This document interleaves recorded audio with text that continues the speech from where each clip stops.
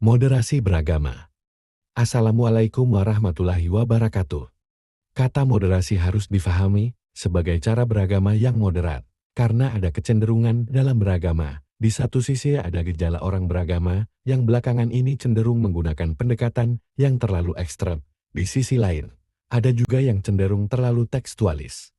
Tekstualisme yang berlebihan juga menimbulkan persoalan.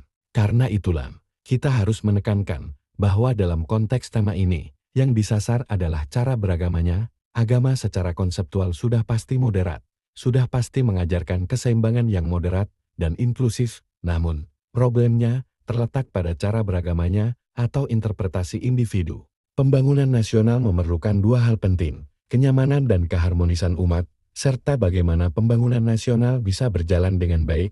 Jika terjadi disharmoni antara umat beragama, moderasi beragama akan sangat berpengaruh dalam pembangunan nasional. Ada 4 indikator yang menjadi konsep moderasi beragama.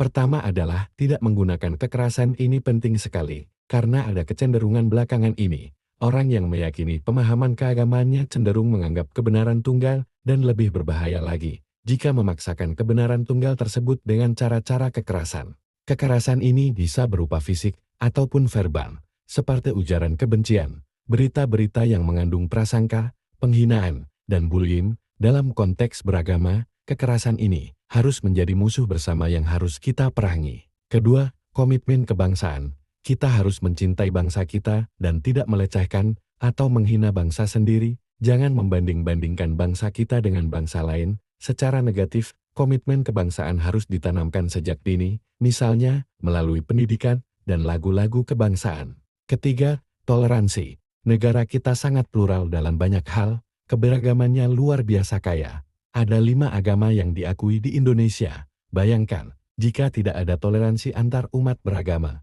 maka komitmen kebangsaan akan terganggu.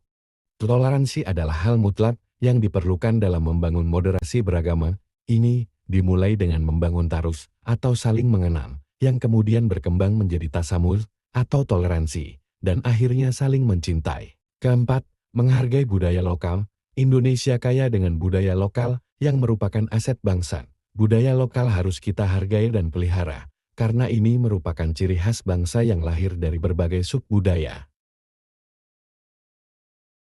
Selanjutnya, mengapa kita harus bicara tentang moderasi beragama dalam kehidupan berbangsa dan beragama? Pertama, Indonesia sebelum bernama Indonesia dikenal sebagai Nusantara yang sangat pluralistik. Ini adalah realitas yang tidak bisa kita hindari. Tugas kita adalah menjadikan pluralitas ini sebagai kekuatan bangsa. Ketika Indonesia memproklamirkan kemerdekaannya pada tahun 1945, banyak diskusi tentang apakah negara ini akan menjadi negara agama, negara sosialis, atau negara komunis. Para pendiri bangsa sepakat bahwa Indonesia bukan negara agama, tetapi juga bukan negara sekuler yang menegasikan agama. Indonesia adalah negara yang menghargai agama dan melindungi pemeluk agama, maka muncullah Pancasila sebagai titik temu berbagai kepentingan warga bangsa. 5 prinsip dasar Pancasila ini harus kita jaga sampai hari ini.